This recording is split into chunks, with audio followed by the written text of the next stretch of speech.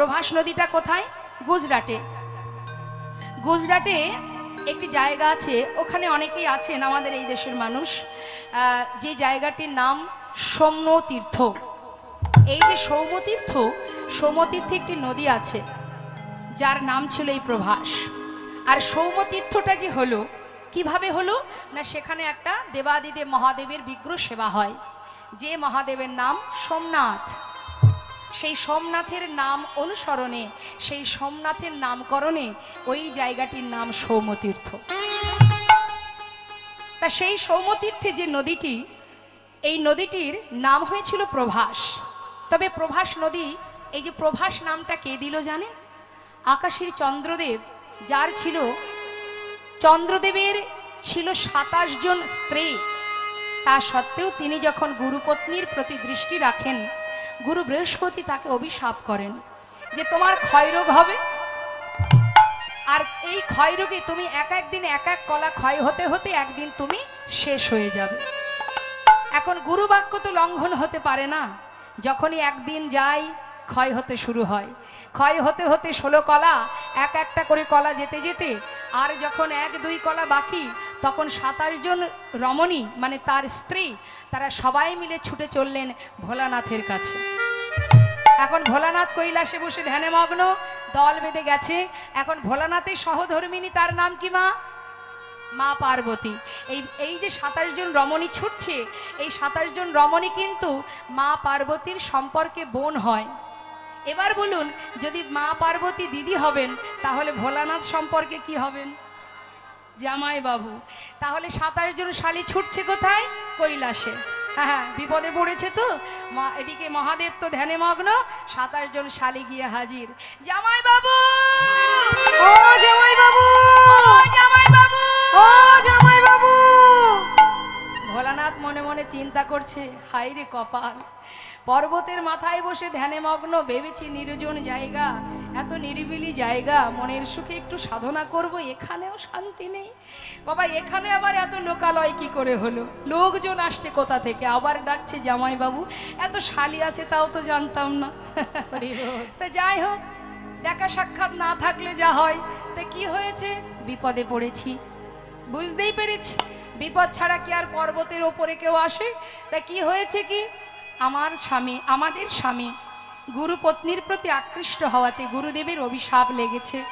সে যে ক্ষয় হতে চলেছে, স্বামী যদি মারা যায়, আমরা 27 জন রমণী, কে আমাদের বাঁচাবে, কে রক্ষা করবে, কে আমাদের দেখাশোনা করবে, সম্মান রক্ষা করবে? কোথায় যাব আমরা, কার আশ্রয় নেব আমরা? মহাদেব বললেন, তাই তো, এ তো ঘোরতর ব্যাপার, কিন্তু তোমরা যেহেতু শালী, একটা তো উপায় বের করতেই হবে। এক কাজ করো, স্বামীর একটা কলাও কি বেঁচে আছে? আছে। শিগগিরই নিয়ে আমার মাথায় যে জটা, এর মধ্যে গঙ্গা বাঁধা আছে, এই গঙ্গার জলের মধ্যে রেখে দিও, আর তোমরা সবাই মিলে চলে যাও তোমাদের গুরুদেবের কাছে। সেখানে গিয়ে তোমরা জানাও যে কি করে যে তোমার পতির প্রাণ তোমরা ফিরে পাবে। চরণ ধরো গুরুদেবের। এখন 27 জন রমণী কি করেছে, স্বামীকে ভোলানাথের মাথায় জটার মধ্যে রেখে দিয়ে চললেন ভোলানাথ গুরুদেবের কাছে। গুরুদেবের কাছে গিয়ে চরণ ধরে পড়েছে মা, চরণ ধরে কাঁদছে, গুরুদেব আমরা তো কোনো অপরাধ করিনি, করেছে আমাদের স্বামী, কিন্তু তার জন্য আমরা কেন সাজা পাবো? স্বামী চলে গেলে আমরা কোথায় থাকবো, কার আশ্রয়ে থাকবো, কে দেখবে আমাদের 7 জন রমণী, এই 27 জন রমণী, আমাদের কি উপায় হবে? তখন মহাদেব গুরুদেব মনে মনে চিন্তা করলেন, কথাটা তো মন্দ নয়, এদের তো কোনো দোষ নেই, কিন্তু এখন উপায়? বলে উঠলেন, দেখো যদি একটা কলাও বেঁচে থাকতো, আমি কোনো না কোনো উপায় তোমাদের দিতাম, আর তো কিছু করার নেই। গুরুদেব আপনি তো বলুন কি করা যায়।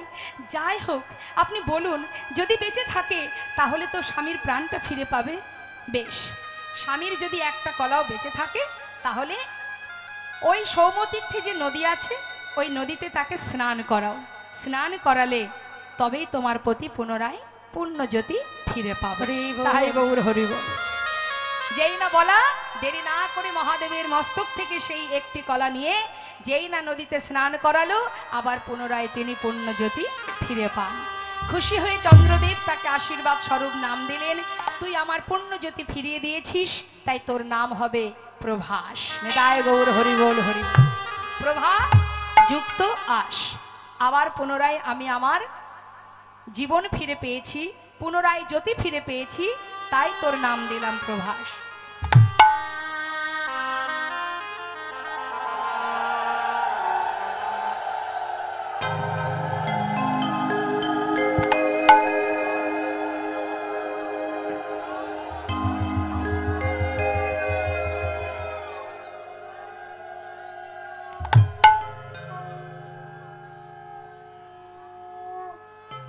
বেশ, পুনরায় জন্ম পেল, কিন্তু এই প্রভাস নদী আবার অভিশপ্ত হয়েছিলেন এক মুনির কাছে। এটাও একটু জানতে হবে মা, যে সুন্দর নামটা পেল সে আবার কিসে অভিশপ্ত হলো না? ওই প্রভাস নদীর তীরে এক মুনিপুত্র এসেছিল তৃষ্ণা নিবারণের জন্য। কথার দিকে একটু ধ্যান দেবেন, আস্তে কথা নয়। তৃষ্ণা নিবারণ করবার সময় জলে নেমেছে, এমন সময় জলের ভিতরে যে কুমির থাকে, সেই কুমির তাকে ধরে তাকে জলের ভিতরে নিয়ে গিয়ে তাকে খেয়ে ফেলে মণিপুত্র। যখনই খেয়ে ফেলে, অন্যান্য মণিপুত্ররা তার পিতার কাছে গিয়ে নালিশ জানায় যে আপনার ছেলে জল পান করতে গিয়ে সে মারা গেছে। সঙ্গে সঙ্গে সেই মুনিবর এসে প্রভাস নদীকে অভিশাপ দিলেন যে আমার সন্তান তৃষ্ণা নিবারণে এসেছিল, তাকে প্রাণে মেরেছিস, আমি তোকে অভিশাপ দিলাম, তোর বক্ষের জল শুকিয়ে যাবে, সবাই সমস্ত জন্তু জানোয়ার তারা এই বক্ষের উপর দিয়ে হেঁটে যাবে, মলমূত্র ত্যাগ করবে, প্রখর রৌদ্রে শুকিয়ে যাবে তোর বক্ষ।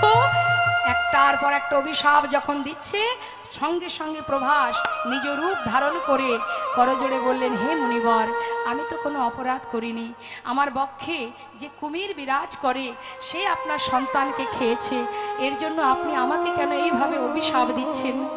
সঙ্গে সঙ্গে মুনিবর বললেন, বেশ, সত্যি তো তোর তো কোনো অপরাধ নেই, তাই অভিশাপ দিয়ে ফেলেছি যখন, ফিরিয়ে তো নেওয়া যাবে না, তবে একদিন এই অভিশাপ থেকে মুক্তি পাবে তুই, যেদিন ভগবান কৃষ্ণচন্দ্র তোর বক্ষ থেকে জল নিয়ে রাধারানীর চরণ ধৌত করবে, সেই দিনে তুই উদ্ধার হয়ে যাবে। তাই গৌর হরি বল। সেই কারণেই কিন্তু মা ভগবান ওই প্রভাস নদীর তীরে যজ্ঞ করেছিলেন, প্রভাসকে অভিশাপ থেকে মুক্তি দেওয়ার জন্য। এটাই শুধু কারণ ছিল না, আরো কারণ আছে বাবা। সেটা কি মা? কুরুক্ষেত্রে যুদ্ধের পর হস্তিনাপুরে রাজা হয়েছিল ধর্মরাজ যুধিষ্ঠির। রাজা হওয়ার পর মা হয়ে গেলেন রাজমাতা। আনন্দ আর ধরে না, মহা আনন্দে, এত সুখ এত শান্তি। হঠাৎ ভগবান কৃষ্ণ আমার রথের উপরে উঠে, আসুন, রথের উপরে উঠে পিসিমাকে ডেকে বললেন, পিসিমা, জীবনে তো অনেক কষ্ট পেলে, আজ তোমার ছেলে হস্তিনাপুরে রাজা, তুমি রাজমাতা, তাই পিসিমা জীবনে সব দুঃখ দূর হয়ে গেছে তোমার, এবার আমি যাই পিসিমা, আমাকে বিদায় দাও। কুন্তী পিসিমা মনে মনে ভাবছে বা যে কৃষ্ণ যখনই আমার কাছ থেকে ঘরে ফিরে আমাকে বলে আমি আসি, কিন্তু আজ বলছি আমি যাই, এই কথাটার অর্থটা কি? তার মানে সে আর কোনোদিন আসবে না। যখনই মনে ভেবেছে, ভগবান কৃষ্ণ বলছে, পিসিমা,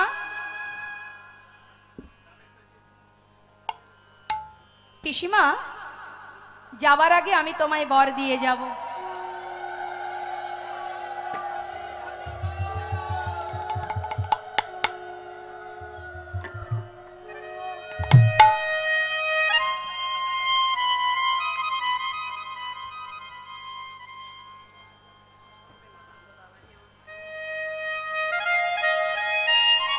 নিতাই গৌর হরি বল, গৌর হরি বল, হরি বল। তো মা যখনই গোবিন্দ বলেছে, পিসিমা বিদায় নেবার আগে তুমি আমার কাছে কিছু চেয়ে নাও, আজকের দিনে তুমি যা চাইবে যাওয়ার আগে আমি তোমাকে সেটা দিয়ে যাব। কুন্তী পিসিমা দাঁড়িয়ে দাঁড়িয়ে মনে মনে ভাবছে, মা যে কৃষ্ণ কোনোদিন এমন কথা বলে না, আজ কেন এমন কথা বলল, আমি যাই। তবে কি আজ চলে গেলে আর কোনোদিন আসবে না? দাঁড়িয়ে দাঁড়িয়ে পিসিমা বলে উঠলেন, কৃষ্ণ তুমি চলে যাবে? সত্যি তো, আজ তো আমার আনন্দের সীমা নেই। আমার ছেলে কত বড় রাজা, হস্তিনাপুরের রাজা, আর তো কোনো দুঃখ নেই আমার, তাই তো তুমি চলে যাচ্ছ। তবে কৃষ্ণ, যেতেই যদি চাও চলে যাও, কিন্তু বর যদি দেবে এই বরই দিয়ে যাও। এতদিন আমার দুঃখ ছিল, কষ্ট ছিল, তাই তুমি আমার সঙ্গে ছিলে, আমার 5 পুত্রের সঙ্গে বন্ধুর মতো ছিলে।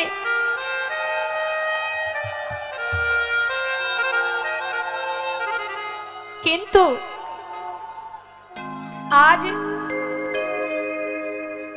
আমার ছেলে হস্তিনাপুরের রাজা, কত সুখ, কত শান্তি, কত আনন্দ,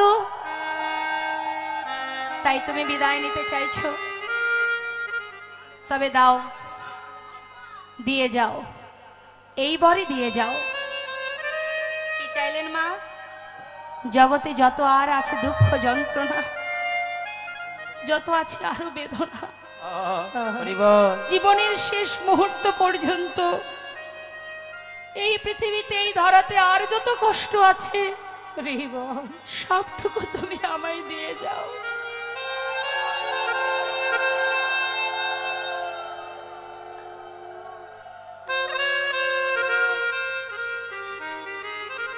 জীবনের আর যে কটা দিন আমি বেঁচে থাকবো, এতটুকু সুখ যেন না পায়, যে সুখ পেলে চিরতরে কৃষ্ণহারা হতে হয়, সে সুখ তো আমি চাই না কানাই।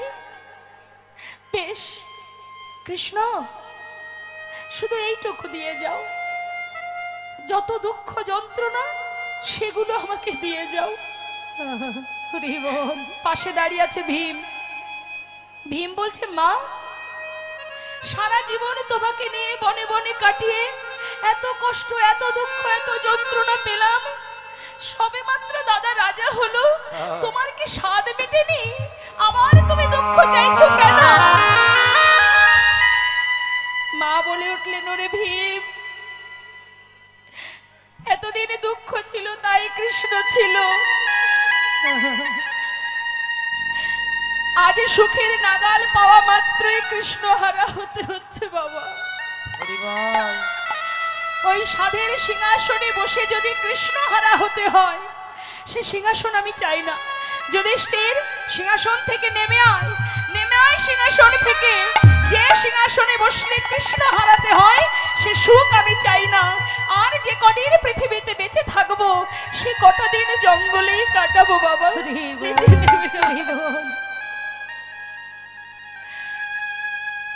ভগবান রথ থেকে নেমে এসে পিসিমাকে বুকে জড়িয়ে ধরেছে। পিসিমা,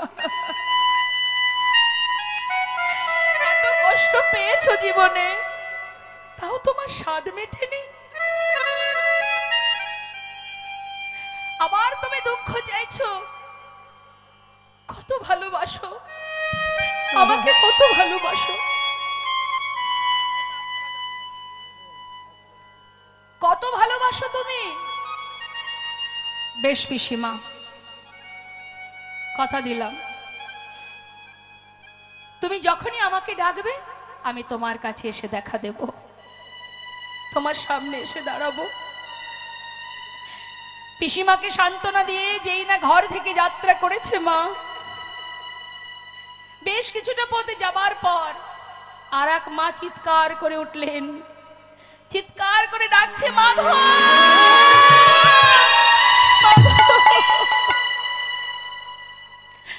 একটু দাঁড়াও মাধব, একটু দাঁড়াও। যাবার আগে একবার পিছন ফিরে চেয়ে দেখো আমার দিকে, আমাকে চিনতে পারছো তুমি? ভালো করে চেয়ে দেখো। আমি কে বলো তো?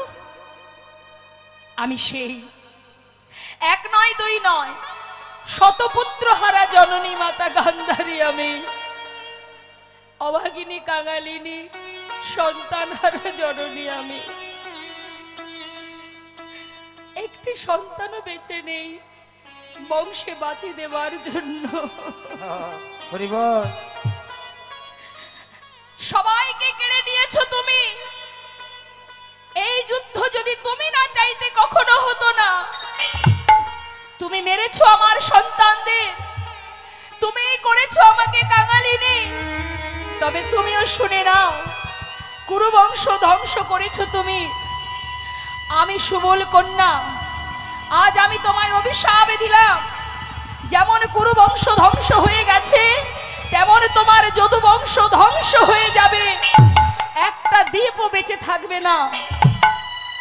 তোমারও মৃত্যু হবে, তোমারও মৃত্যু হবে। এক ব্যাদের হাতে তোমার মৃত্যু হবে। অভিশাপ দিতে দিতে মা আমার মূর্ছা গেলেন। সবাই মিলে ছুটে এসে মাতা গান্ধারীকে ধরে বলে উঠলেন, মা তুমি অভিশাপ ফিরিয়ে নাও, এমন অভিশাপ মাধবকে দিও না। ভগবান কৃষ্ণ রথ থেকে নেমে এসে বললেন, তোমরা শান্ত হও, মায়ের তো কোনো দোষ নেই, সে তো ভুল কিছু বলেনি। সে যে মা, সে তো বলবেই। তোমরা কেউ কিচ্ছু বলবে না। শুনে রাখো সবাই, কুরুক্ষেত্রের যুদ্ধে, ধর্মযুদ্ধে জয়ের আনন্দ যেমন আমি পেয়েছি, তেমন পরাজয়ের যন্ত্রণাও আমি পেয়েছি। সকল মায়ের আশীর্বাদ যেমন পেয়েছি, সকল মায়ের অভিশাপ আমি মাথায় নিতে চাই।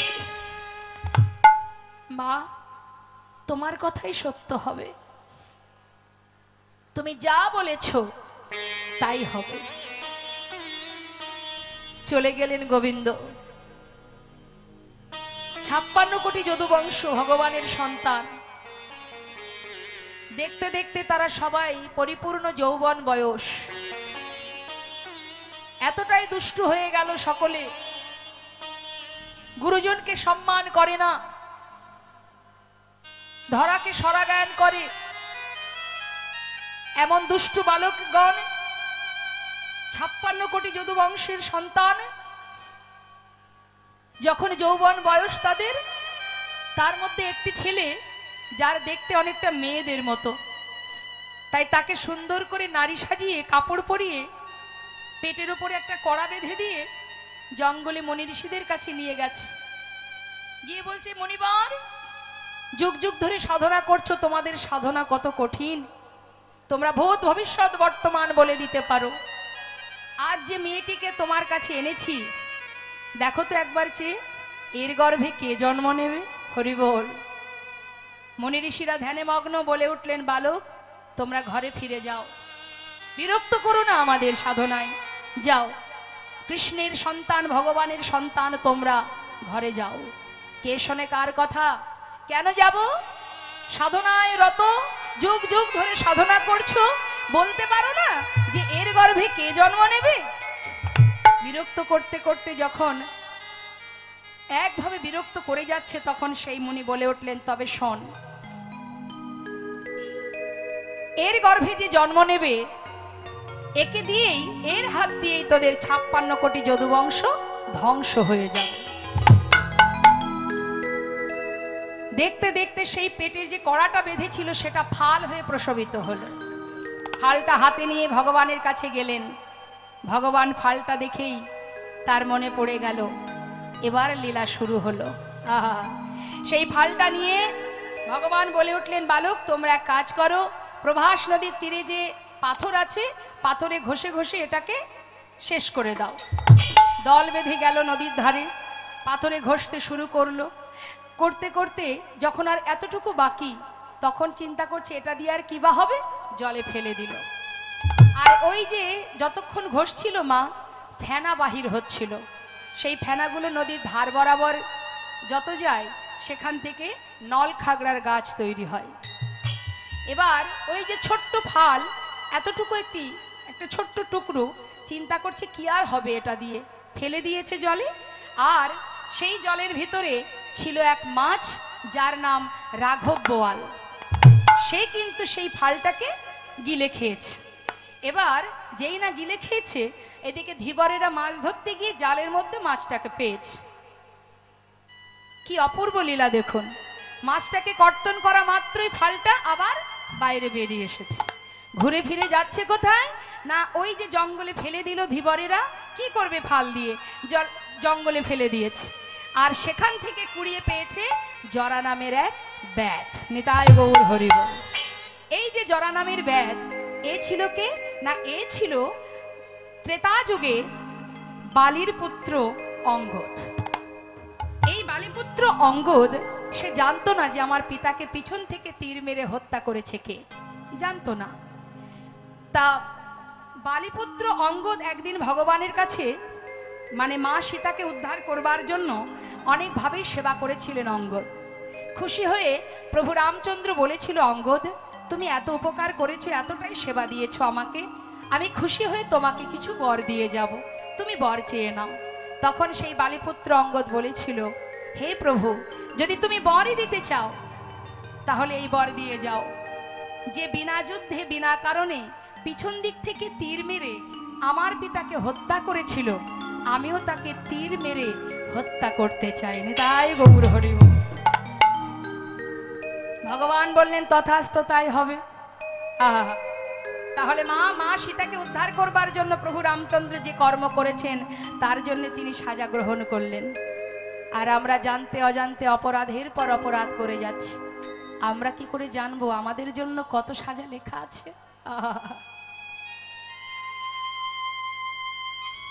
জানি না কত অপরাধ জীবনে করেছি, তার জন্য এখনো কত সাজা পেতে হবে। তবে সাজা যদিও বা পাই, যেন তোমায় ভুলে না যাই, এটাই যেন কামনা থাকে, যেন প্রভু তোমায় ভালোবাসতে পারি। কারণ তুমি দুঃখেরও সাথী, সুখেরও সাথী। তুমি কোনোদিন আমার পাশ থেকে যাবে না, সবাই চলে গেলেও তুমি থাকবে আমার পাশে। এ কথাটা কে বলেছিল? কবিগুরু রবীন্দ্রনাথ ঠাকুর। তিনি গানের ছলে বলেছিলেন, আমার হিয়ার মাঝে লুকিয়েছিলে, দেখতে আমি পাইনি তোমায়, দেখতে আমি পাইনি। আমার হিয়ার মাঝে লুকিয়েছিলে, দেখতে আমি পাইনি তোমায়, দেখতে আমি পাইনি। ওই বাহির পানে চোখ মেলেছি, বাহির পানে আমার হৃদয় পানে চাইনি। আমার হিয়ার মাঝে লুকিয়েছিলে, দেখতে আমি পাইনি তোমায়, দেখতে আমি পাইনি। আমার সকল ভালোবাসা, কথাটা মন দেবেন মা, কি বলছে ভক্ত কবিগুরু রবীন্দ্রনাথ ঠাকুর? আমার সকল ভালোবাসায় সকল আঘাত, সকল আশা, আমার সকল ভালোবাসায় সকল আঘাত, সকল আশা, তুমি ছিলে আমার কাছে, তুমি ছিলে, আমি তোমার কাছে যাইনি। আমার হিয়ার মাঝে নিতাই গৌর হরি বল, হরি বল। দেখতে আমি পাইনি তোমায়, দেখতে আমি পাইনি। আমার হিয়ার মাঝে লুকিয়েছিলে, দেখতে আমি পাইনি তোমায়, দেখতে আমি পাইনি। হরি বল, হরি বল। তুমি দুঃখেও আছো, সুখেও আছো, ভালোতে আছো, মন্দতে আছো, আমি সর্বদাই তুমি আমার কাছে আছো, কিন্তু আমি তোমার কাছে যাইনি, আমি তোমায় চিনতে পারিনি দয়াময়। তুমি আছো তাই আমি আছি, আমি চলে গেলেও তুমি থাকবে। সত্য কথা মা, জগতে সবাই যদি ছেড়ে চলেও যায়, একজন কিন্তু যায় না, জীবনে আমরা মানুষের প্রতি যে ভরসা করি, মানুষ যখন তখন পরিস্থিতির কারণে বদলাতেই পারে, বদলে যেতে পারে, কিন্তু একজন বদলায় না, যিনি আমাদের মাথার উপরে সর্বদাই ছায়ার মতো আমাকে লক্ষ্য রেখেছে। দেখার নয়ন নেই তাই দেখতে পাচ্ছি না। মানুষের পরিবর্তন হয়, হয় কি না মা? হ্যাঁ, একটা ছোট্ট বাচ্চার সামনে যদি দামি খেলনা, দামি অনেক টাকা রাখা হয়, বাচ্চা কোনটা আশ্রয় করে? আচ্ছা, সেই খেলনা নিয়েই কি তার বাকি জীবনটা কাটে? যখন একটু বড় হয় আশ্রয়টা তার আবার বদলে যায়, মানে সময়ের সাথে সাথে পরিস্থিতির সাথে সাথে বদলায়। তখন তার আশ্রয় কি হয়? বিদ্যা। সারাদিন পড়াশোনা নিয়েই ব্যস্ত থাকে। যখন সেই বাচ্চা আরো বড় হয়ে যায় তখন সেই পড়াশোনা নিয়ে কি আর থাকে? আবার আশ্রয় বদলায়। কি হয় না, তখন বড় হবার পর কোথায় গেলে অর্থ উপার্জন করতে পারবো, সে দেশেই না বিদেশে পাগলের ন্যায় ছুটে বেড়ায়। তাহলে এক জীবনে একবার নয় 3 বার বদলে গেল। আবার সেই কিন্তু জীবন নয়, আবারও পরিবর্তন হবে সময়ের সাথে সাথে। কখন হবে বাবা? যখন সে বৃদ্ধ হয়ে যাবে। তখন যদি আপনি খেলনা দেন, বই খাতা দেন, যদি টাকা দেন, কোনোটাতেই সে খুশি হবে না। তখন সে কি চাইবে? আপনি যদি বলেন আপনার জীবনে অনেক স্বপ্ন ছিল, পূর্ণ হয়নি, আজ আপনাকে আমি 5 লাখ টাকা দিচ্ছি, আপনার আর যে কটা দিন পরমায়ু আছে, নিজের পরিবার ত্যাগ করে এই 5 লাখ টাকা নিয়ে যা যা স্বপ্ন ছিল যান পূর্ণ করে নিন। কিন্তু একটা শর্ত থাকবে, এই যে কটা দিন আর ধরাতে আপনি থাকবেন, পরিবারের কাছে থাকতে পারবেন না। চাইবে মা? টাকাটা নিয়ে চলে যাবে সে? কি চাইবে? বাবা আমার তো আর কিছু দরকার নেই, হরি বল হরি বল, আমি আর কিছু চাই না, যে কটা দিন আছি যেন নিজের জনে, ছেলে মেয়ে আত্মীয় পরিজনে, কন্যা নাতি সবাইকে নিয়েই দিন কটা কাটাতে পারি। তখন টাকার লোভ দেখালেও সে আর সেখান থেকে যাবে না। তাহলে মানুষ বারবার পরিস্থিতির সাথে সাথে বদলে যায়, সবাই বদলে যায়, একজন বদলায় না। হরি বল হরি বল। প্রতিটা মুহূর্ত ভক্তের বোঝা ভগবানই বয়। আজ মাতা গান্ধারীর অভিশাপের কথা তিনি মাথায় রেখে দিলেন। কিভাবে নিজেকে নিজের লীলা সম্বরণ করে তিনি অপ্রকট হবেন, কিভাবে প্রভাসের তীরে যজ্ঞ হবে, কিভাবে 56 কোটি যদুবংশ ধ্বংস হবে, সবই তার মাথার মধ্যে চিন্তা। এই 56 কোটি যদুবংশ ধ্বংস হয়েছিল কি করে মা? প্রভাস নদীর তীরে যেদিন যজ্ঞ হয়, সবাই গিয়েছিলেন যজ্ঞে। সুরধ্বনি আহা, ওই প্রভাস নদীর তীরে যখন কিনা ওই একে অপরের সঙ্গে কথা কাটাকাটি করতে থাকে, তারপরে তাদের মধ্যে হাতাহাতি হবে, মারামারি হবে। আর ওই যখনই মারামারি করবে, লাঠালাঠি করবে, লাঠি তো নেই প্রভাস নদীর তীরে, লাঠি কোথায়? ওই যে নল খাগড়ার গাছগুলো আছে, সেটাকে একটা একটা করে তুলে যে যাকে মারবে সেই সেখানে প্রাণ হারাবে। এইভাবে 56 কোটি যদুবংশ ধ্বংস হবে। আর গোবিন্দ প্রভাস তীরে যজ্ঞ সম্পন্ন করবার পর তারপরে তিনি জঙ্গলের মধ্যে নিম্ন বৃক্ষের ডালে বসে থাকবেন, চরণটা দুলবে। আর চরণটাকে দেখে ওই যে জরা নামের ব্যাধ, অর্থাৎ ইনি সেই বালিপুত্র অঙ্গদ, দাপরে হয়েছিলেন জরা নামের ব্যাধ। ওই ব্যাধ ওই ফালটা নিয়ে তীরের আগায় বিধে রেখেছে যাতে পাখি মারতে আরো ভালো হয়। তাই সেই ফাল দিয়ে, সেই তীর দিয়ে যখনই মাছরাঙা পাখি ভেবে প্রভুর গোবিন্দের চরণতলে তীর ভেদ করবে, তখনই ভগবান ভূমিতে পতিত হবে। সুন্দর করে গোবিন্দ আমার সব কিছুর পিছনে কারণ থাকে মা, কারণ ছাড়া কিছু হয় না, এটা জেনে রাখবেন।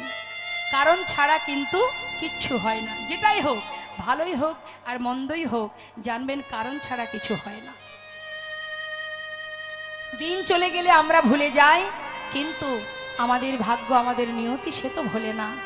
হ্যাঁ, সময় হলে তোমাকে তার বিপরীত ক্রিয়া যেটা হবার, সেটা তোমাকে ভোগ করতেই হবে, ফিরিয়ে দেবে তোমায়। তাই দেখুন আজকে কি হয়েছে মা, ভগবান কৃষ্ণ আমার চলে গেলেন বৃন্দাবন ছেড়ে। আর বৃন্দাবন ছেড়ে যখন চলে গেল, একবার ভাবুন বৃন্দাবনের কি অবস্থা। যারা কৃষ্ণ ছাড়া আন জানে না, মা যশোমতী তার মনের কষ্টটা একবার অনুভব করতে হবে মা। কি ছিল তার জীবনের, কি ছিল তার অপরাধ, কি ছিল তার অন্যায়। সন্তানকে পেয়েছিল, ভগবান রূপে পেয়েছিল সন্তান। তা সেই ভগবানকে সন্তান রূপে পেয়ে সে কোনোদিন কি সুখ পেয়েছে? আজ না জানি কংস আমার ছেলেকে কিভাবে মারে। অগাসুর বগাসুর শিশুকাল থেকে একটার পর একটা যন্ত্রণা সহ্য করে গেছে, তারপরেও শান্তি হলো না। চলে গেল গোবিন্দ দ্বারকায়, আর মা আমার কৃষ্ণকে সন্তানের জন্য পাগলের ন্যায় গোপাল গোপাল বলে একবার অচৈতন্য একবার চৈতন্য হয়। সখাগণ বনে যায় না, গাভীগণ তৃণ সেবা করে না, বৃন্দাবনের এহন শোকা অবস্থা। কিন্তু হঠাৎ প্রেমময়ী রাধারানী আমার নয়নের জলে মাটি ভিজিয়ে সুন্দর করে ভগবানের শ্রীবদন অঙ্কন করছে, ছবি আঁকছে। মা, এখানে কেউ আছে নাকি যে ভালো ছবি আঁকতে পারে, মানুষের ছবি আঁকতে পারে? আছে? ভালো চিত্র অঙ্কন করতে পারে কে? বেশ, আচ্ছা বল দেখি, মানুষের ছবি আঁকতে গেলে কোথা থেকে শুরু করতে হয়? মুখ থেকে। বেশ, মুখ থেকেও অঙ্কন শুরু হয়, আবার চরণ থেকেও অঙ্কন শুরু হয়। হয় চরণ থেকে আঁকতে হবে, না হলে মস্তক থেকে। কিন্তু আজ আমার রাধারানী তিনিও চিত্র অঙ্কন করছে। মা, পদাবলিতে আমরা শুনবো, পদগুলো একটু মন দেবেন। কি বলছে মহাজন? কৃষ্ণ কৃষ্ণ বলি কাঁদে বাহু তুলি, মরমে দারুণ ব্যথা। কৃষ্ণ কৃষ্ণ বলি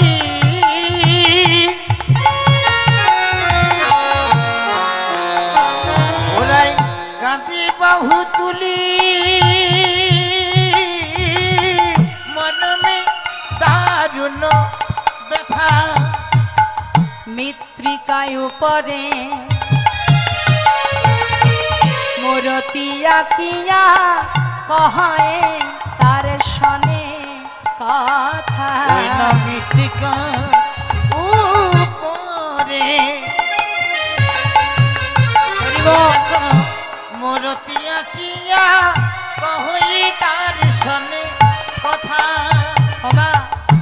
মৃত্তিকার উপরে মাটি ভিজিয়ে চোখের জলে গোবিন্দের মূর্তি অঙ্কন করছে, আর তার সঙ্গে গুনগুন করে কথা বলছে।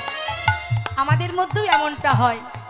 খুব প্রিয় মানুষ যদি দূরে থাকে বা চলে যায়, দেখবেন তার কোনো চিত্রপট থাকলে আমরা সেটাকে বুকে জড়িয়ে ধরে তাকে সামনে রেখে তার সঙ্গে আমরা কথা বলি, বলি তো। তা ঠিক তদ্রূপ আমার রাধারানী ভাবের আবেশে কৃষ্ণ প্রেমে বিভোর হয়ে আজ মৃত্তিকার উপরে গোবিন্দের মূর্তি আঁকছে, আর তার সঙ্গে কথা বলছে। কি বলছে? একবার বধূ তুমি কথা বলো, একবার বধূ তুমি কথা বলো, ফিরে আসো কিবা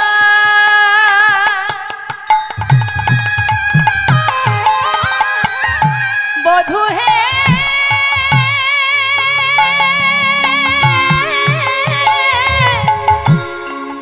ওহে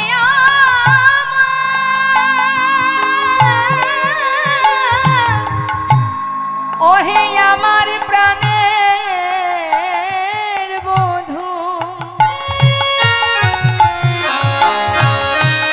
ফিরে আসো কিবা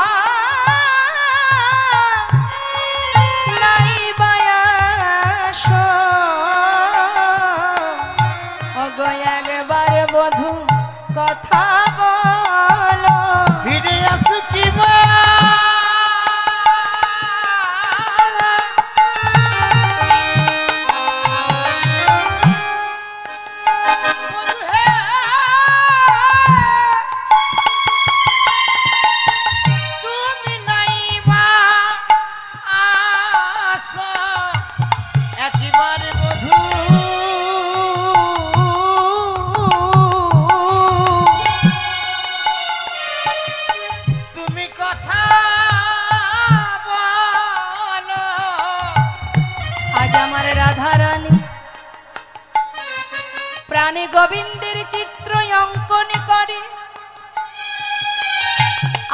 বলি ওগো আমার প্রাণনা, তুমি আসো কি বা নাই বা আসো তাতে কোনো দুঃখ নাই, ভালোবাসো কি বা নাই বা বাসো তাতে কোনো দুঃখ নাই, শুধু একটিবার আমার সঙ্গে কথা বলো। আরো কি করছে মা, সুন্দর করে বধূর ছবি আঁকছে, চিত্র অঙ্কন করছে। তা সবার আগে কোথা থেকে এঁকেছে দেখুন, কোমরটা আগে এঁকেছে। হা আঁকি আসে কটি পরাই ঘটি, কত না যতন করি, ওই না আঁকি আছে কুটি পরাইয়া ধুটি, কত না যত্ন করি। কোমরটা এঁকেছে মা, আবার ঘটি বেঁধে দিয়েছে, দিয়ে এবার কি করেছে, নাভি সরোবর দেখো আকিল পাতার পর, কত না যত্ন করি গো। নাভি সরোবর আকিল তার পর, কত না যতন করি। যেই না কোমরটা এঁকেছে বাবা, নাভি সরোবর অঙ্কন করেছে, পাশে ছিল কারা, সখীগণ। বলে উঠলেন, রাধে এই রাধে, রায় কি রে, কি এঁকেছিস তুই, এটা কেমন আঁকাচ্ছিলি রে, গুরু ধরে অঙ্কন শিখেছিলি সব ভুলে গেছিস। আরে বাবা, যদি কেউ চিত্র অঙ্কন করে সে হয় মস্তক থেকে আঁকে, না হলে চরণ থেকে আঁকে, তুই মাঝখান থেকে অঙ্কন করছিস কেন? কি রে রাধে, কি হয়েছে বল দেখি, তোর কি মাথা ঠিক আছে? আহা, শ্রীমতী রাধা রানী বলিছে ললিতা রে, না নাই আমি অঙ্কন ভুলি নাই, কেন জানিস আমি চরণ বা মস্তক আঁকি নাই। কি, কেন আঁকিসনি? যদি আমি বধুর বদন আঁকি, আমার পরাণ বধুর জুড়া ভরু বাঁকা নয়, যদি একবার আমার নয়নে যায়, আমি আর অঙ্কনে পারবো না রে। আচ্ছা মানলাম, বদন আঁকলে হয়তো তুই তার চোখের দিকে তাকালে আঁকতে পারবি না, চরণ আঁকলে তো সমস্যা ছিল না, চরণ থেকে আঁকলি না কেন? ওরে ললিতা রে, ওরে বিশাখা,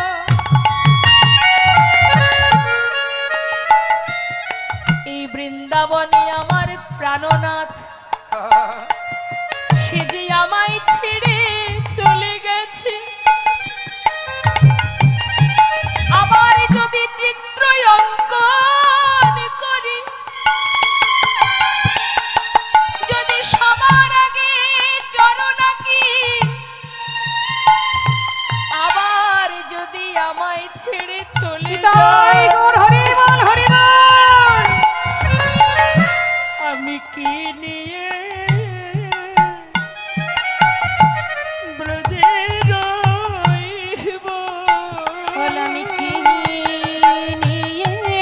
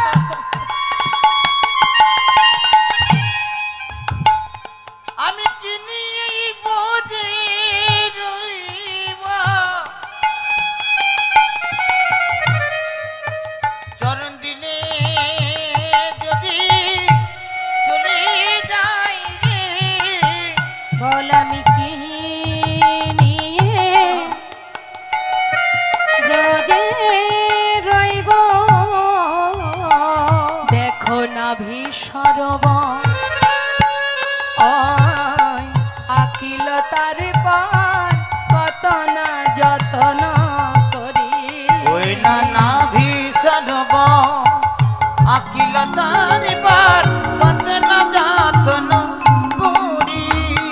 জয় রাধে রাধে রাধে রাধে রাধে হরে হরিদাস শ্রীকৃষ্ণ দাসী তোর মতো ভজন জগতে কে বাজারে বল।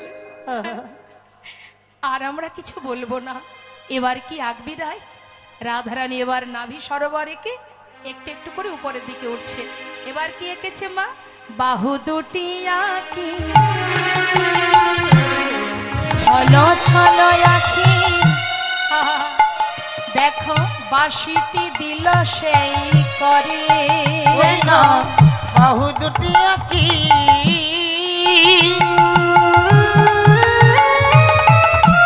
ছল ছল আঁকি বাঁশিটি দিল সেই করে। সুন্দর করে হাত এঁকে এবার বাঁশিটা এঁকে দিয়েছে। যেই না হাতে বাঁশি দেখেছে রাধারানী আর নিজেকে ধরে রাখতে পারলেন না, সঙ্গে সঙ্গে বলে উঠলেন বধূ তেমনি করে বাজাও বাঁশি তেমনি করে বাজাও বাঁশি যে বাঁশি শুনে ঘরে রইতে নারী। অবধূ, একবার তেমনি করে বাজাও বাঁশি। যে বাঁশি শুনে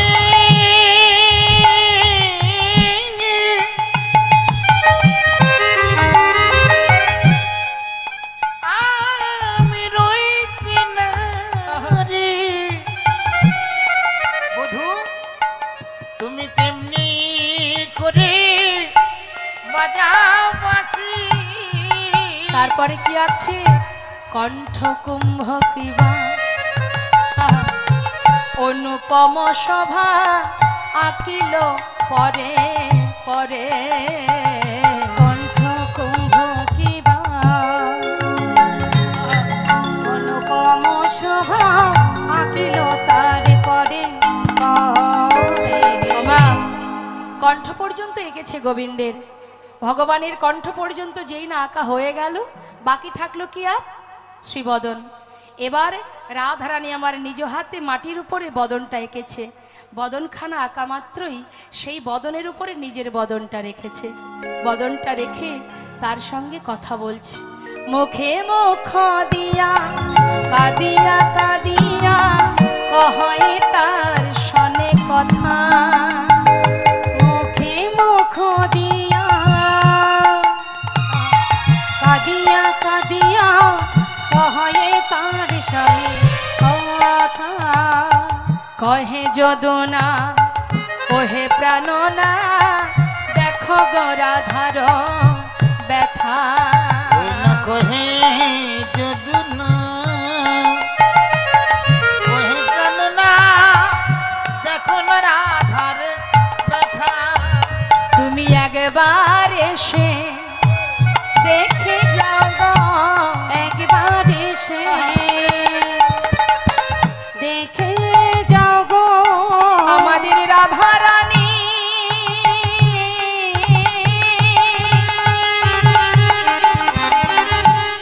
ও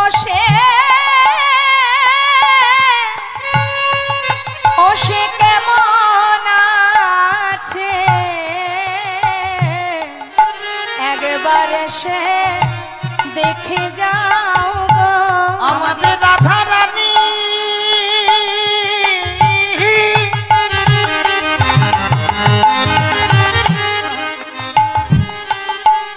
কেমন আছে। তুমি একবার সে দেখে যাও গো। আমাদের রাধারানী কেমন আছে বলো কেমন করে বাজিবে বলো। রাধা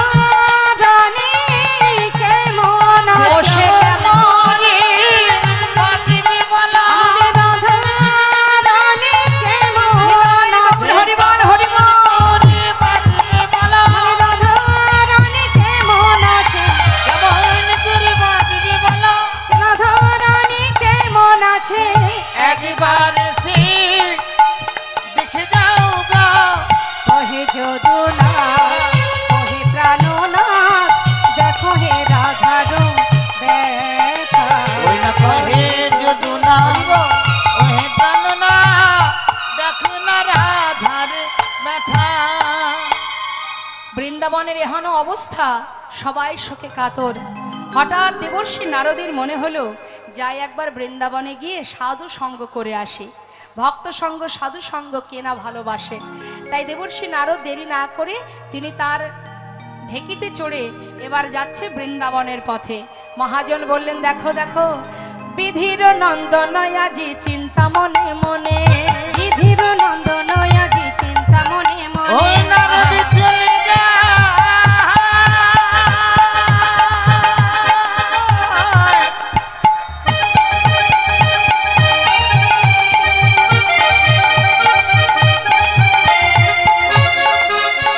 নারদ চলে যায়।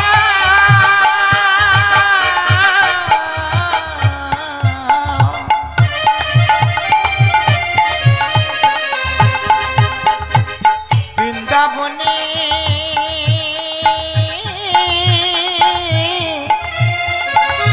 পথে পথে হে হে হে হে হে হে হে বিধির নন্দন আজি চিন্তা মনে মনে। আহা বিধির নন্দন আজি চিন্তা মনে ওই মনে। বিধির নন্দন আজ চিন্তি মনে মনে। উধারহু কৃষ্ণ ভক্ত হেরিব নয়নে, কোথারহু কৃষ্ণ ভক্ত হেরিব নয়নে। প্রথারহু কৃষ্ণ ভক্ত হেরিব ওই নয়নে। গাইরহু কৃষ্ণ ভক্ত হেরিব নয়নে। আনন্দ ধরে না, আনন্দ ধরে না, আনন্দ ধরে না না। না আনন্দ ধরে না। আজি ভক্ত সঙ্গ করবে বলে আনন্দ ধরে না। আজি ভক্ত সঙ্গ পাবে বলে আনন্দ ধরে না। ভক্ত সঙ্গ করবে বলে আনন্দ ধরে না। এত চিন্ত দেবী ঋষি ঢেকিতে চড়িয়া, এত চিন্ত দেবী ঋষি ঢেকিতে চড়িয়া। দেবশ্রী নারদ বড় চিন্তিত মা। হ্যাঁ, তার বাহন কি? ঢেকি। ঢেকিতে বসে খুব চিন্তা মাথায়, সাধু সঙ্গ করব, বৃন্দাবনে যাব। এখন বৃন্দাবনের দিকে এগিয়ে যাচ্ছে আর চারিদিকে খুঁজছে। কি খুঁজছে? কোথারহু কৃষ্ণ ভক্ত হেরিব নয়নে।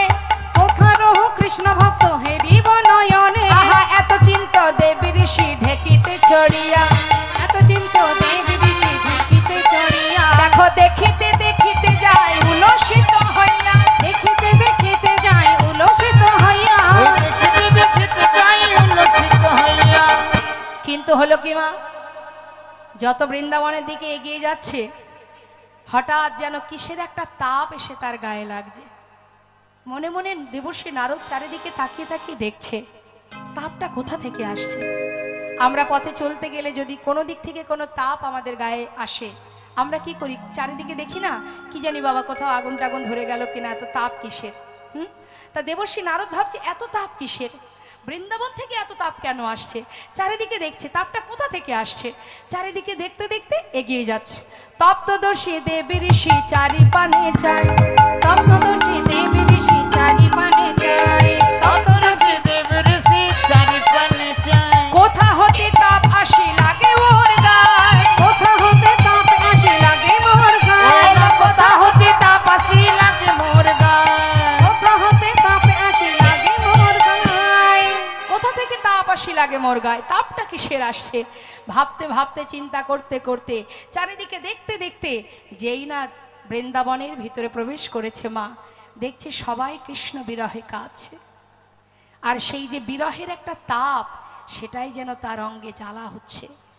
এত তাপ, এত বিরহ, এত কষ্ট, এত দুঃখ এদের মনে। আমি মনে মনে ভাবতাম আমি বোধহয় প্রভুর বড় ভক্ত। আজ বৃন্দাবনে না এলে তো জানতে পারতাম না যে আমার থেকেও বড় ভক্ত এরা, যারা কৃষ্ণকে হারিয়ে, গোবিন্দকে হারিয়ে সবাই কৃষ্ণ কৃষ্ণ বলে পাগলের মতো কাঁদছে।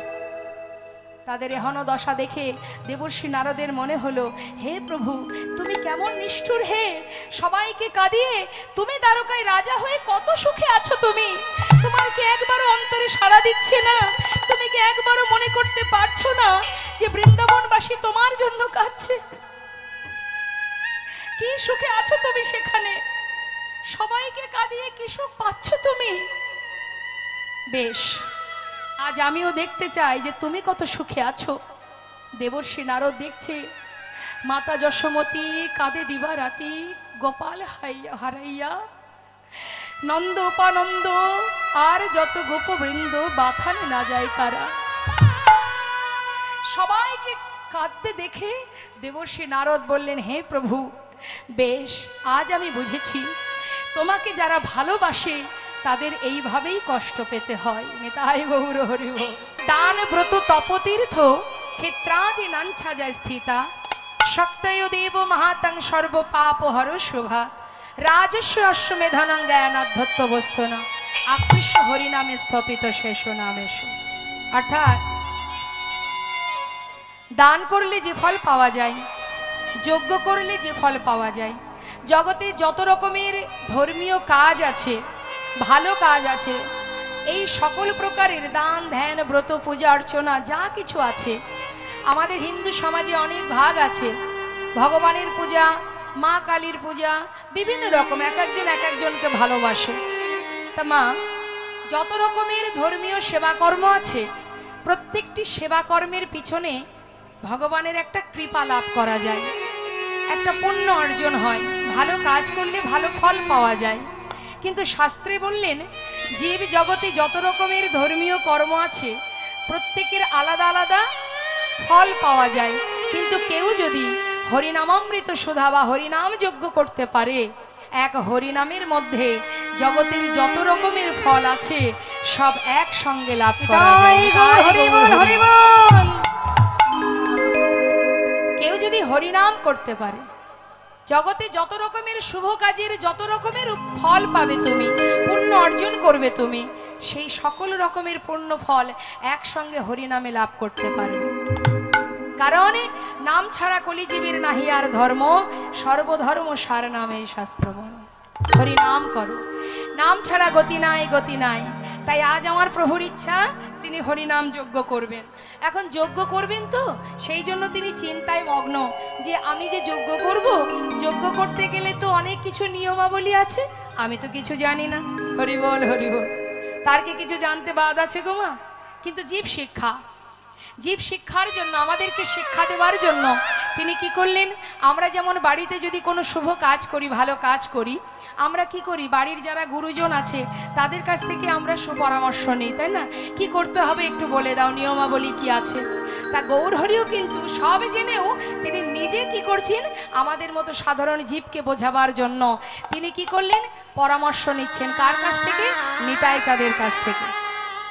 নিতাই চাঁদ কি হয় সম্পর্কে গৌরহরির দাদা। এখন দাদাকে ডেকে আজ আমার প্রভু তিনি জানতে চাইছেন, দাদা তুমি বলে দাও আমি কিভাবে কি করব। দাদা নিতাই চাঁদ বলে উঠলেন, নিমাই, যদি তুই যজ্ঞ করতে চাস, সবার আগে তোর প্রথম কাজ হবে যে সাধুগুরু বৈষ্ণবকে নিমন্ত্রণ করতে হবে। কাউকে বাদ দেওয়া যাবে না। নবদ্বীপে নদিয়ার যত সাধুগুরু বৈষ্ণব আছে সবাইকে নিমন্ত্রণ করতে হবে, নিমন্ত্রণ পত্র দিয়ে। আর এই নিমন্ত্রণ পত্রের দায়িত্বটা কার উপরে দেয়া হবে না, নবদ্বীপে একমাত্র একজনই আছে, শ্রীবাস পণ্ডিত, যে নবদ্বীপের সমস্ত অলি গলি সব চেনে। তাই নিমন্ত্রণের দায়িত্বটা শ্রীবাসের কাছেই দেওয়া হোক। সমস্ত সাধুগুরু বৈষ্ণবকে নিমন্ত্রণ করবে। শাস্ত্রে বললেন, বৈষ্ণবের চরণ রজ অবনীর সুখ সম্পদ, শুনো ভাই দিয়া এক মন, আশ্রয় করিয়া ভজে তারে কৃষ্ণ নাহি তেজে, আর সব মরে অকার। হরি বল, হরি বল। বৈষ্ণবের চরণ জল কৃষ্ণ ভক্তি বল, আর কিছু নাহি বলবন্ত। বৈষ্ণবের চরণ রেণু মস্তকের ভূষণ বেনু, আর কিছু নাহি ভূষণ রেয়ন্ত। মহন্তের স্বভাব হয় তারিতে পামর, নিজ কার্য নয় তবু যান পরঘর। যাও, বৈষ্ণব ছাড়া সম্ভব নয় যজ্ঞ করা, তাই সবাইকে নিমন্ত্রণ করে এসো। শ্রীবাস পণ্ডিতকে যখন দায়িত্ব দিলেন মা, নিমন্ত্রণের পত্র দিলেন, শ্রীবাস পণ্ডিত বললেন তাহলে আমিই করব নিমন্ত্রণ। হঠাৎ নিত্যানন্দ প্রভু বলে উঠলেন, শোনো শ্রীবাস, নিমন্ত্রণ তো করতে যাচ্ছ, সাধুগুরু বৈষ্ণবকে নিমন্ত্রণ করতে গেলে তার অনেক নিয়ম আছে, তুমি কি জানো? না প্রভু, তুমি বলে দাও কিভাবে নিমন্ত্রণ করতে হয়। তাহলে শুনে নাও, কিভাবে নিমন্ত্রণ করবে জানো? আচ্ছা মায়েরা একটু বলুন দেখি, বাড়িতে যদি কোনো বৈষ্ণব সেবা হয়, সাধুগুরু বৈষ্ণবকে নিমন্ত্রণ করতে হয়, এলাকাবাসী আত্মীয় স্বজন কিভাবে নিমন্ত্রণ করেন? এখনকার নিয়ম কি, আমরা ফোনেই বেশিরভাগ সমস্ত কিছু নিমন্ত্রণ করে দিই, কিন্তু নিমন্ত্রণের নিয়মটা কি আজ আমার নিতাই চাঁদ শিখিয়ে দিচ্ছে। ছোট করে বাজাও। হ্যাঁ, বলছে শ্রীবাস, নিমন্ত্রণ যখন তুমি করবে শুনে নাও কি করবে। পত্রখানি দেবে হাতে, পত্রটা হাতে দেবে, দিয়ে কি করবে, চরণ ধুলি নেবে মাথে। পত্রখানি দেবে হাতে, চরণ ধুলি নেবে মাথে। পত্রখানি দেবে হাতে, চরণ ধুলি নেবে মাথে। পত্রখানি দেবে হাতে, চরণ ধুলি নেবে মাথে। নামে যোগে সবাই যেন আসে, নামে যোগে সবাই যেন আসে। এই হরি নামে যোগে সবাই যেন আসে। হরি নামে যোগে সবে যেন শোনো আসে। অশিবা কর জোরে বলি, তুমি বড় জোরে বলিবে, সবাই কর জোরে বলিবে, বড় জোরে বলিবে। আবার পায়ে ধরে বলিবে, কর জোরে বলিবে। আমার পায়ে ধরে বলিবে, বড় জোরে বলিবে। ও গো নামে যোগে সবে যেন আসে। আছে গো, নামে যোগে সবে যেন আসে। হরি নামে যোগে সবে যেন আসে। হরি নামে যোগে সবে যেন আসে। শুনিয়া শ্রীবাস গেল নদিয়া নগরে, নিমন্ত্রণ করিল সবে ওই যজ্ঞে আসিবারে। আজ নিমন্ত্রণ করিল সবে যোগে আসিবারে। হাতে ধরে পায়ে ধরে হরিনামের জন্য, যজ্ঞের জন্য নিমন্ত্রণ করছে শ্রীবাস পণ্ডিত। সবাইকে বলছে আপনারাও আসিবেন, আপনারাও আসিবেন, আপনারাও আসিবেন, আপনারাও আসিবেন। ওই হরিনামে মহাযজ্ঞে আপনারাও আসিবেন। ওই হরি নাম মহাযোগে আপনারাও আসিবে। ওই হরিনামে মহাযজ্ঞে সুরধ্বনির তটভূমে। হরি নাম মহাযোগে, সুরধ্বনি পটভূমে, হরি নাম মহাযোগে সুরধ্বনি পটভূমে। আপনারা আসিবে। আপনারাও আসিবেন। সবাইকে নিমন্ত্রণ করেছে মা।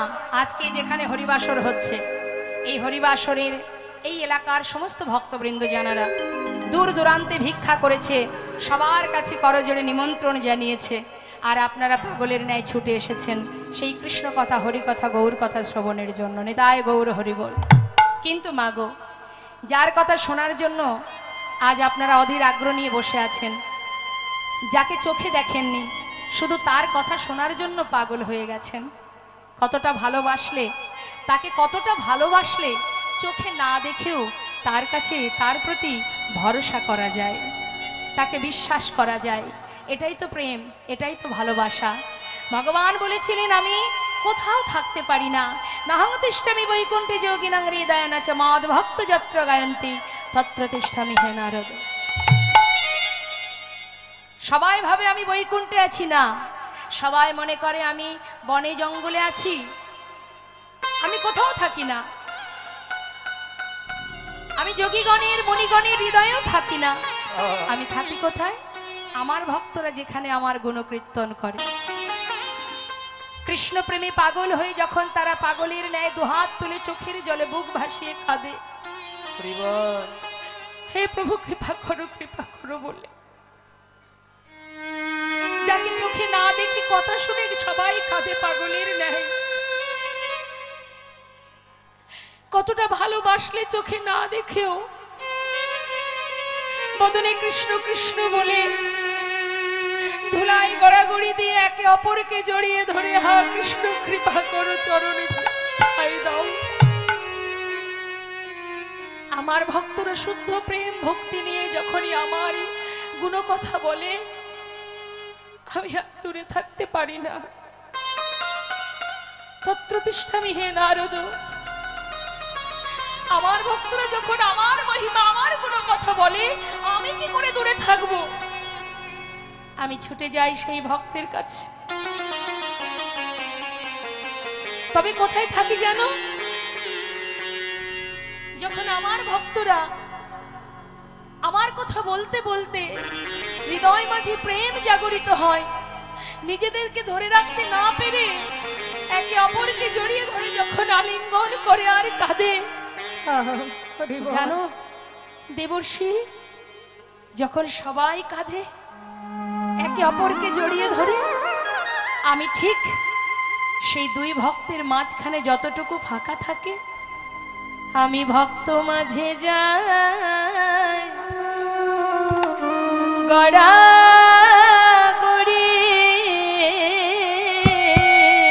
আমি ভক্ত হৃদয় গৌর হরি বল হরি যাই গড়া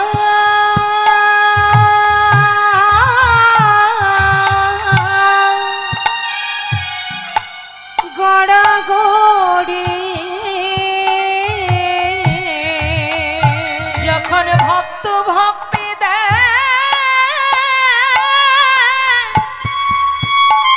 ভক্ত ভক্তি দেয় কুলা কুলি, সেই ভক্ত মাঝে যাই গড়া গড়ি। ওই না ভক্তি ভক্তি দেয়,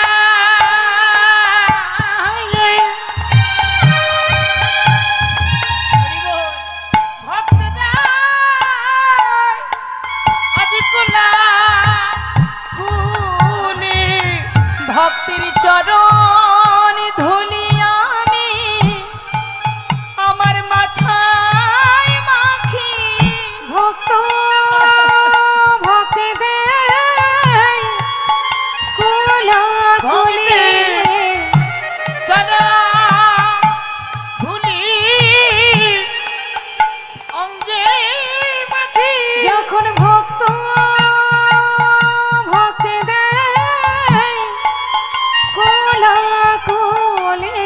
ভক্তের চরণ ধুলি আমি মাথায় রাখি। ওই না ভক্তি ভক্তি দেয় ওলা কুলি। বলিয়ার ভাগে হয় কি না ভক্তের হয়, চরণে ধুলি অঙ্গে মাখি। বলিয়ার ভাগে আমার হয় কি না হয়। ভক্তের চরণ ধুলি মাথায় রাখি। বলিয়ার ভাগে হয় কি না হয়। চরণ হরি বল হরি বল। মাথায় রাখি। বলিয়ার ভাগে হয় কি না হয়। চরণ ধুলি অঙ্গে মাখি। বলিয়ার ভাগে হয় কি না হয়। ভক্তের চরণ ধুলি অঙ্গে মাখি। ওই না ভক্তি ভক্তি দেয় কুলা কুলি।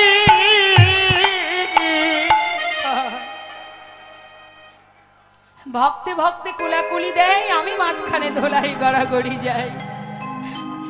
দেবশ্রী নারদ বললেন, ও দয়াময়, যখন তোমার গুণকথা হয় সেখানে তুমি থাকো, যখন সেই হরিবাসর সেই গুণকথার আসরটি ভেঙে যায় সেখানে নিশ্চয়ই তুমি আর থাকো না। হরিবল। তাহলে সদা সর্বদাই তোমাকে আমি কোথায় পাবো? বলে উঠলেন, ভক্তের হৃদয়ে মোর সতত বিশ্রাম। ভক্ত আমার মাতা, ভক্ত আমার পিতা, ভক্ত আমার গুরু, আদর করে নাম দিয়েছে আমার নাম বাঞ্ছা কল্পতরু। ভক্ত যদি দেয় তবে খাই, না দিলে উপবাসী যাই। ভক্তের হাতে প্রেমের ডুরি, ভক্ত যেদিকে ঘোরায় আমি সেই দিকে ঘুরি। তার প্রমাণ বাবা, রাধারানীর কুঞ্জে যাওয়ার আগে চন্দ্রার কুঞ্জে গিয়েছিলেন আমার গোবিন্দ। চন্দ্রাবলী গোবিন্দ সেবা দিতে জানতেন না, তবুও সে বিপরীত সেবা দিলেও সে জানতো না সঠিক সেবা, উল্টো সেবা, বিপরীত সেবা জানেই না কেমন করে দিতে হয়। কিন্তু তার চোখে গোবিন্দের প্রতি যে শুদ্ধ ভক্তি ছিল, ওই ভক্তির রজ্জুতেই গোবিন্দ বাধা পড়েছিল। তাই তুমি যদি উল্টো সেবাও দাও, ভুল সেবাও দাও, তাতে দুঃখ নেই, যদি তোমার চোখে দুঃখটা কৃষ্ণ প্রেমের বাড়ি বরিশিত হয়। ভগবান জীবনে তিনি বললেন আমি সব সইতে পারি, সবই সহ্য করতে পারি, কিন্তু কেউ যদি দুঃখটা চোখের জল, যদি দুঃখটা নয়নবাড়ি বরিশন করে আর একবার হা কৃষ্ণ কৃপা করো বলে কাঁদে, একবার যদি একবার কেউ বলে আমি তোমার তুমি আমার, সেই দিন হতেই আমি তার চরণে দাস হয়ে পড়ে যাই। ভক্ত হওয়া তো সহজ কথা নয় মা। তাই আজ এই সমস্ত ভক্তবৃন্দ যেই না খবর পেয়েছে, পত্র পাওয়া মাত্রই তাদের আর আনন্দ ধরছে না। তাই মহাজন পদাবলিতে লিখছেন, দেখো দেখো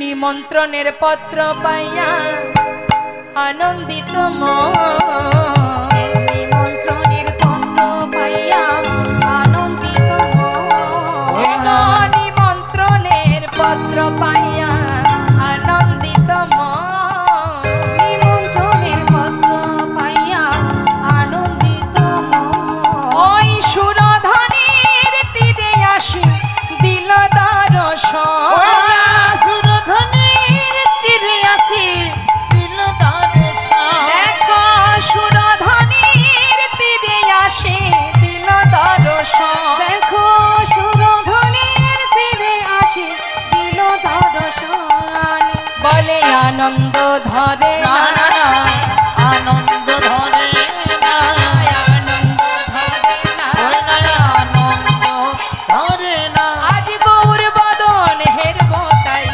আনন্দ ধরে না, ওই না গৌর বদন হেতে বলে আনন্দ ধরে না, দেখো গৌর বদন হেরবে বলে হরি হরি হরি বলে, গৌর বদন হেরবে ওলা হরি হরি হরি বলে, গৌর বদন হেরবে বলে আনন্দ ধরে না, ওই না সুরধনির তীরে আসি দিল দর্শন, ওই সুরধনির তীরে আসি দিল দর্শন। সমস্ত সাধুগুরু বৈষ্ণব নদিয়ার যত ভক্তবৃন্দ আছে মনের আনন্দে সবাই গৌর দর্শন পাবে বলে ছুটতে ছুটতে সবাই সুরধনির তীরে, সুরধনির তীরে যখন এলো মা, গৌর হরির সেই চাঁদ বদন দর্শন করে অবাক দৃষ্টিতে সকলে এক দৃষ্টিতে চেয়ে আছে। মহাজন পদাবলিতে লিখলেন, বলো দেখো দেখো নয়ন ভরে গোরারু সকলে হেরিল বাসুদেব ঘোষে হ্যারি যেন প্রভাসে মিলিল, বাসুদেব ঘোষে কহে প্রভাসে মিলিল, তাই গৌর হরি বল। মহাজনের পদাবলিতে আমরা ছোট করে গৌর কথা শুনলাম, এবার চলে যাব আমরা লীলা কথায়। তো লীলা কথায় যাওয়ার আগে সবাই মিলে দুটি বাহু তুলে একবার উলুধ্বনি হরিধ্বনি করে শ্রীধাম বৃন্দাবনেশ্বরী রাধা রানী বলিয়ে রাধা রানী কি, রাধা রানী কি, রাধা রানী কি জয়, রাধে রাধে রাধে শ্যাম। ওমা বৃন্দাবনের রাজাকে ঠিক বলছেন তো, ভেবে চিনতে বলছেন তো? কেন বৃন্দাবনের রাজা তো নন্দ মহারাজ না? বাবা সবাই জানেন দেখছি। তাহলে আজ দেখুন সবাই যখন আমরা সেই রাজ্যে প্রবেশ করছি, তাহলে একটা ভজন গান শুনতে শুনতে চলে যাই আমরা। হ্যাঁ, জয় রাধে রাধে, জয় রাধে শ্যাম। বৃন্দাবন ধাম আচ্ছা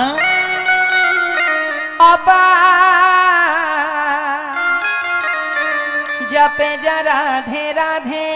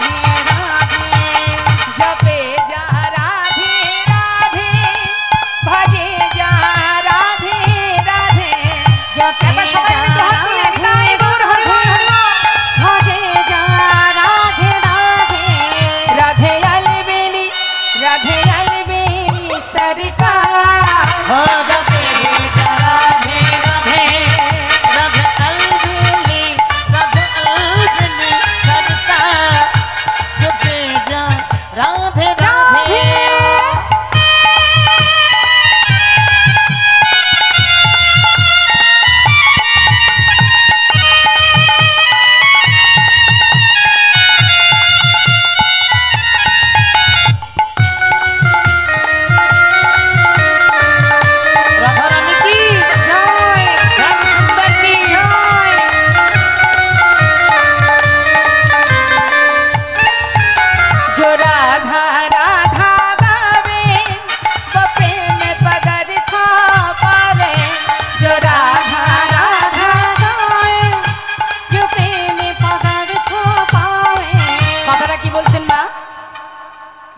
जो राधा राधा गावे वो प्रेम पदार्थ पावे अर्थात जे राधा नाम गाइते पारबे जे राधा के जप करते पारबे राधार चरणाश्रित होते पारबे से कि हबे अनायासे कृष्ण प्रेम लाभ करबे आलादा करे आर कृष्ण के डाकते हबे ना गोविंद के भजते हबे ना आश्रय के यदि ठीकठाक आश्रय करते पारो तार संगे गोविंद कृपा तुम लाभ करबे ताई ना हाँ ताई बोलछे राधा नाम करो जो राधा राधा गावे प्रेम पदार्थ पावे जो राधा राधा गावे जो प्रेम पदार्थ पावे वो कहे जाए तो कहे जाए तेरा पार हो जपे जा राधे राधे बस हो जाए तेरा पार जपे जा राधे राधे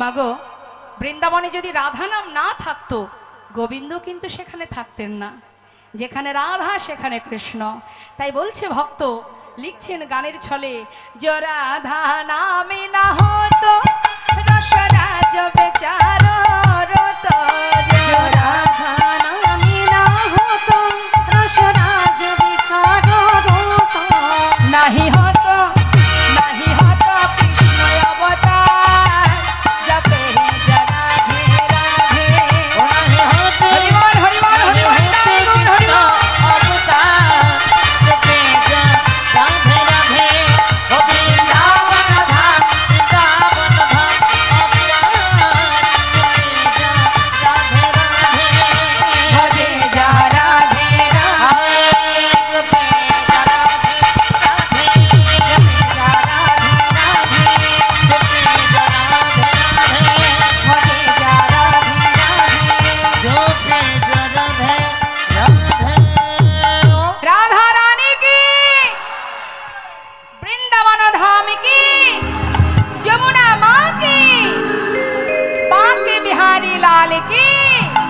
साधु गुरु वैष्णव की महती हरिबासुर की निताय गौर हरि बोल हरि बोल हरि बोल। जय राधे श्याम राधे राधे राधे। मधुमय श्रीधाम वृंदावने अनादि आदि गोविंद बाल्यलीला सम्पन्न करबार पर तिनी चले जान मथुराय। मथुराय कंस के वध करबार पर फिरे आसेन गुरुकुले। सेखान थेके राजनीति विद्या शिखे आबार तिनी चले जान द्वारकाय। निताय गौर हरि बोल। द्वारकाय गिये राजा हये बसे आछेन। এখন আমাদের জানতে হবে মা, ভগবান যে যজ্ঞ করেছিলেন প্রভাস যজ্ঞ, প্রভাস নদীর তীরে, একটা নদীর নাম প্রভাস, সেই নদীর তীরেই হয়েছিল এই যজ্ঞ, যার কারণে এই লীলাটির নাম প্রভাস যজ্ঞ। আস্তে শুরু হয়ে গেছে। কি বসার কষ্ট? আমার এখানে অনেক ফাঁকা আছে, চলে আসুন। করজোড়ে নিবেদন করছি মা, অন্তত এই কয়েক ঘন্টা যদি কষ্ট হয় একটু মেনে নিন না। এসেছেন তো শ্রবণের জন্য, সেই দিকটা যদি আমাদের পরিষ্কার থাকে তা বসাই কষ্ট হলেও দুঃখ নেই।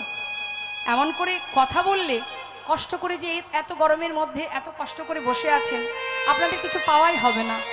একটু শুনবার জন্যই তো আসা, একটু শুনুন মন দিয়ে, কথা বলবেন না। আমি একবার বলবো, দুবার বলবো, বারবার তো বলবো না। হ্যাঁ, নিজের কর্ম নিজেকেই করতে হয়, কেউ তো করে দেবে না। তোমার সাধনা তোমাকেই করতে হবে, তোমার ভজন তোমাকে করতে হবে, তোমার ভক্তি তোমাকেই করতে হবে। তাই এটাও একটা কাজ, এটা একটা পরিবার।